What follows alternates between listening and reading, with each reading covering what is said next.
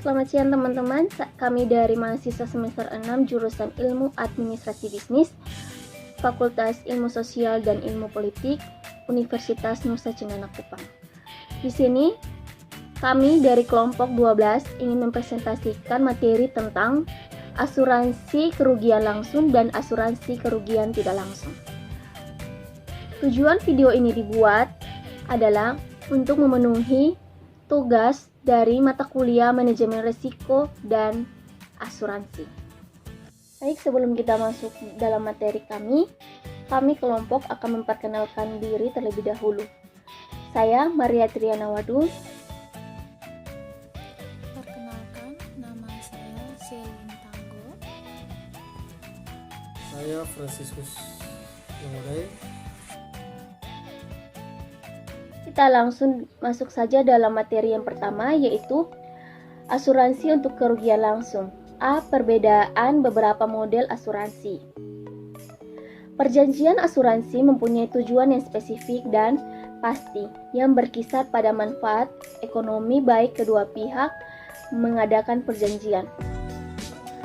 Perjanjian asuransi sering memuat janji-janji khusus yang dirumuskan dengan tegas dalam polis untuk mengetahui batas tanggung jawab penanggungan dalam pembayaran ganti rugi apabila terjadi peristiwa yang menimbulkan kerugian.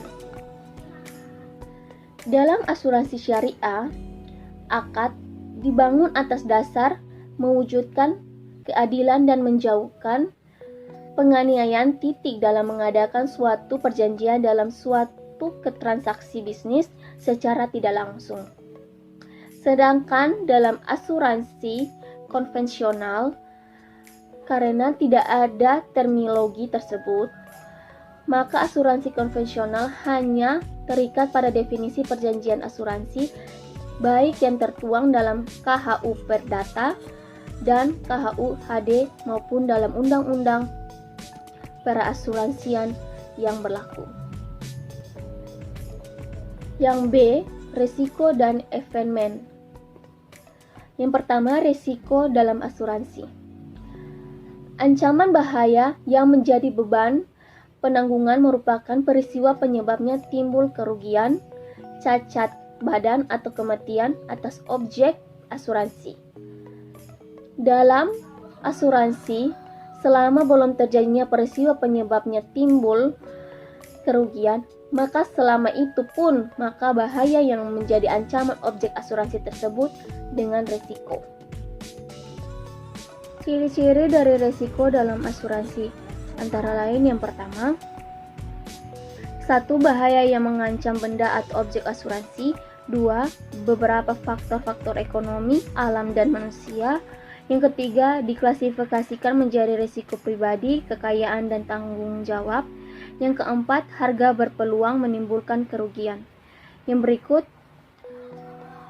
risiko dapat digolongkan menjadi 3 jenis yang antara lain adalah yang pertama, risiko pribadi, risiko harta, dan risiko tanggung gugat. Yang berikut, cara mengatasi risiko ada 5 cara, yaitu yang pertama, menghindari risiko, yang kedua, mengurangi risiko, yang ketiga, menahan risiko, yang keempat, membagi risiko, dan yang kelima, mengalihkan risiko. Yang kedua adalah eventment dalam asuransi. Eventment atau peristiwa adalah peristiwa terhadap mana asuransi yang akan diadakan tidak dapat dipastikan terjadi dan tidak dapat diharapkan akan terjadi. Walaupun peristiwa itu akan terjadi, misalnya matinya orang, saat terjadinya itu pun tidak dapat diketahui atau tidak dapat dipastikan.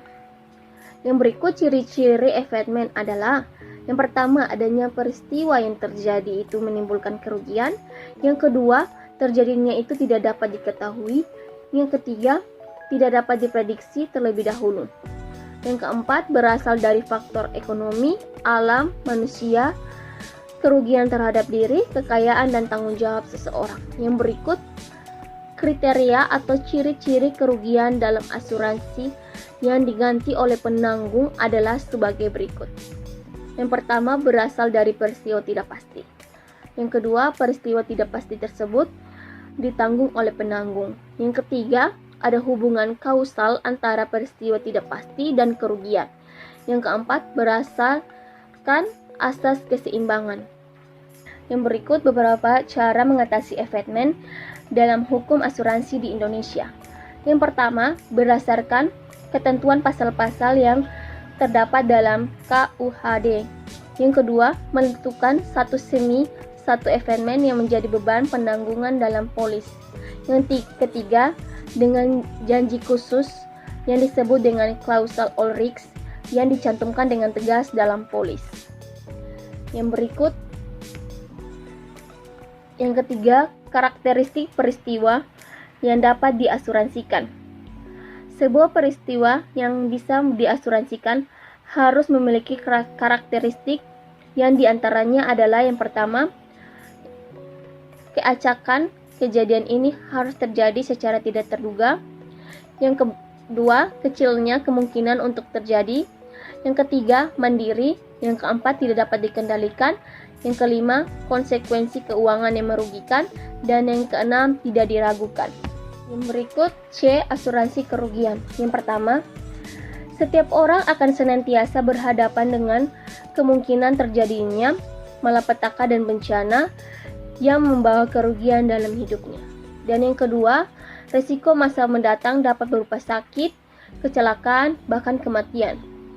Dalam dunia bisnis, risiko yang dihadapi dapat berupa kerugian, yaitu kebakaran, kehilangan, kerusakan, maupun risiko-risiko lainnya. Oleh karena itu, setiap risiko harus ditanggulangi sehingga tidak dapat menimbulkan kerugian yang besar. Yang ketiga, keberadaan asuransi bukanlah untuk menggagalkan suatu kejadian atau keadaan yang kemungkinan dapat mengakibatkan kerugian.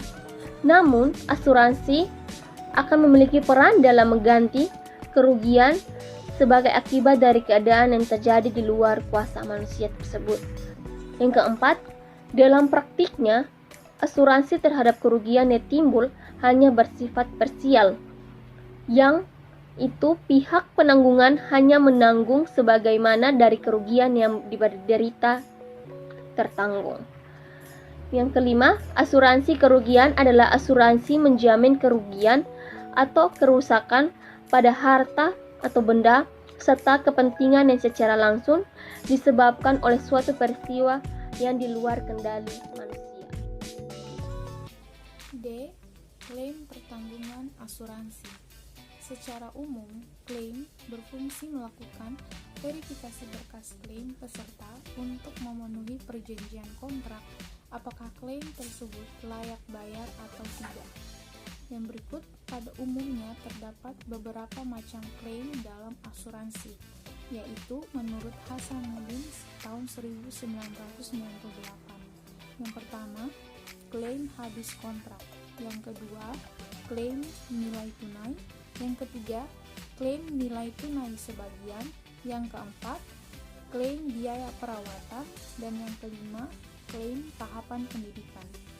Berikutnya, klaim merupakan permintaan peserta atau ahli warisnya maupun pihak lain yang terlibat dalam perjanjian kepada perusahaan asuransi atas terjadinya kerugian sebagaimana yang diperjanjikan atau diaplikasikan oleh peserta untuk memperoleh pertanggungan atas kerugiannya yang tersedia berdasarkan perjanjian. Dalam melakukan klaim asuransi, tentunya diperlukan suatu prosedur maupun tahapan agar klaim itu dianggap sah.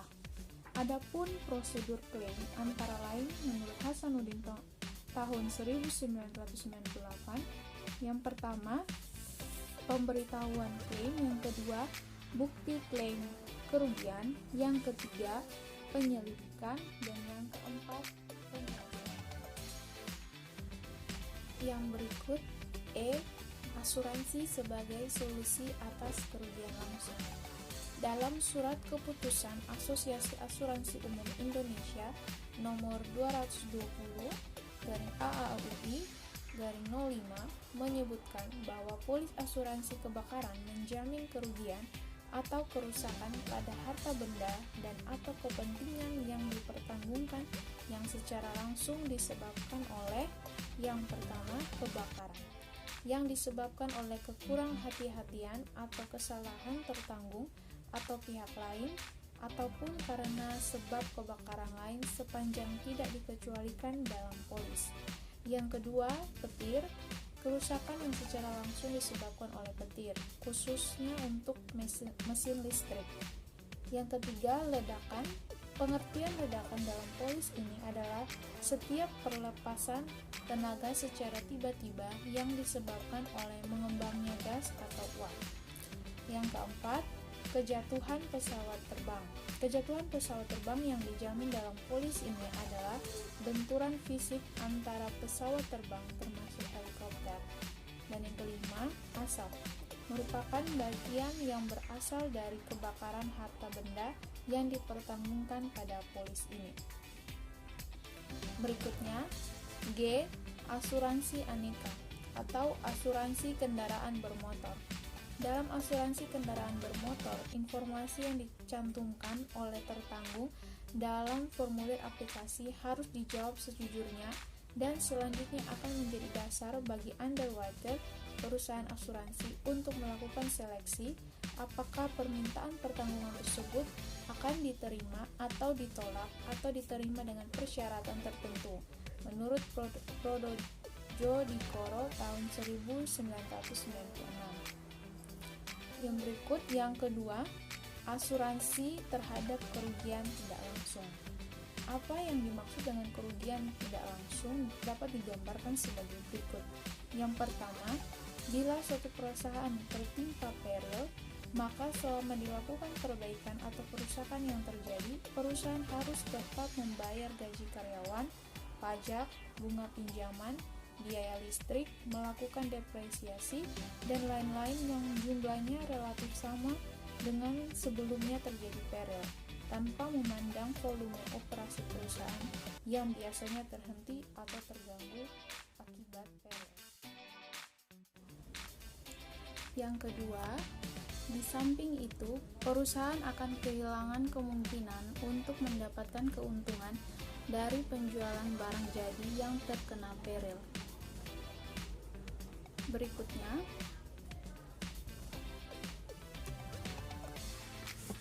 klasifikasi kontrak atau asuransi kerugian tidak langsung.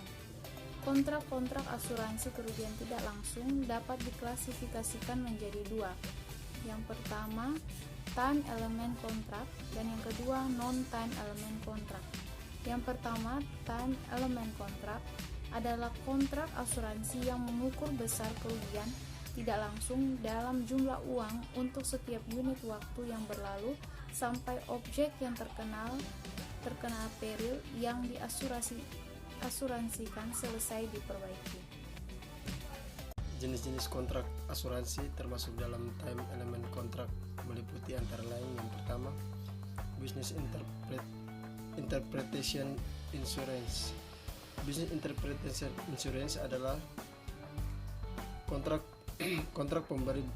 pemberian ganti rugi kepada tertanggung atas keuntungan yang hilang dan biaya tetap harus dikeluarkan karena rusaknya properti yang diasuransikan akibat peril yang disebutkan dalam polis sampai properti yang terkena peril selesai diperbaiki atau normal kembali.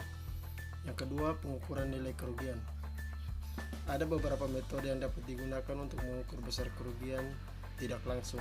Ide pokok dari semua metode tersebut adalah menguji atau menganalisis laporan keuangan dari perusahaan pada periode lalu sehingga dapat diketahui atau diestimasi sumber-sumber pendapatan biaya-biaya yang dapat diasuransikan. Yang ketiga, coinsurance. Coinsurance adalah persyaratan nilai minimal penghasilan pertahunan yang harus dimiliki oleh tertanggung. Bila persyaratan minimal tersebut tidak terpenuhi, maka tertanggung ikut menjadi coinsurance penanggung.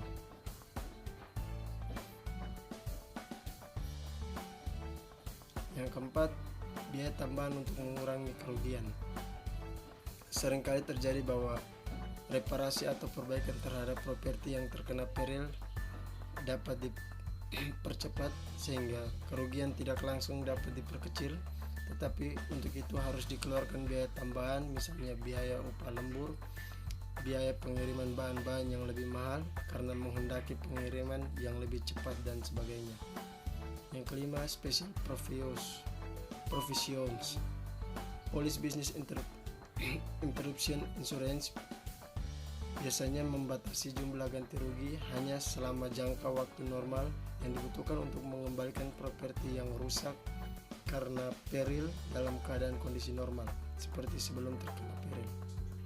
Yang keenam, contingent business interruption insurance. Contingent business insurance adalah asuransi kerugian tidak langsung akibat peril yang menimpa perusahaan lain yang mempunyai peranan atau kaitan erat dengan perusahaan yang bersangkutan, sehingga perusahaan yang bersangkutan harus menghentikan operasi untuk sementara. Yang ketujuh, extra expense insurance. Extra expense insurance adalah biaya tambahan yang harus dikeluarkan oleh perusahaan yang terkena peril yang terpaksa harus mengeluarkan fasilitas lain agar operasinya tetap berjalan. Ini terjadi pada perusahaan-perusahaan yang tidak mungkin menghentikan operasinya meskipun terkena peril. Yang kedelapan, additional living expense insurance.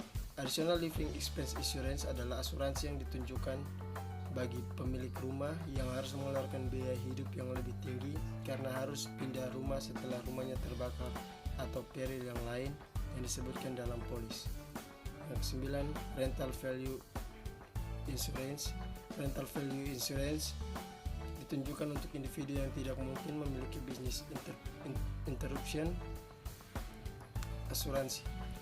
Asuransi ini bisa diajukan baik oleh penyewa rumah ataupun pemilik rumah yang disewakan, tergantung isi perjanjian sewa menyewa. Yang ke-10, leasehold interest insurance. Leasehold interest insurance adalah asuransi terhadap interest atas real property yang dipakai orang lain melalui kontrak sewa guna usaha atau leasing yang memberikan hak kepada penyewa untuk memanfaatkan properti tersebut selama jangka waktu tersebut. Yang ke-11, excess rental value insurance. Excess rental value insurance adalah asuransi terhadap kerugian yang diderita oleh leaser atau pemilik properti karena pembatalan kontrak sewa oleh penyewa karena turunnya nilai sewa atau properti yang bersangkutan karena terkena peril. Yang kedua, non-time element contract. Non-time element contract adalah bentuk asuransi kerugian tidak langsung di mana besar nilai asuransi tidak diukur berdasarkan berlalunya waktu. Yang kedua, misalnya besar kerugian tidak langsung yang ditimbulkan oleh kebakaran tidak dapat diukur berdasarkan jumlah kerusakan langsung yang disebabkan kebakaran tersebut ataupun karena berlalunya waktu. Ada beberapa bentuk asuransi non-time element contract antara lain yang pertama profit insurance. Kontrak asuransi yang menutup kerugian tidak langsung karena hilangnya kesempatan untuk memperoleh keuntungan atas barang-barang yang telah selesai diproduksi tetapi belum sempat dijual karena barang tersebut terkena peril. Yang kedua, account receivable insurance.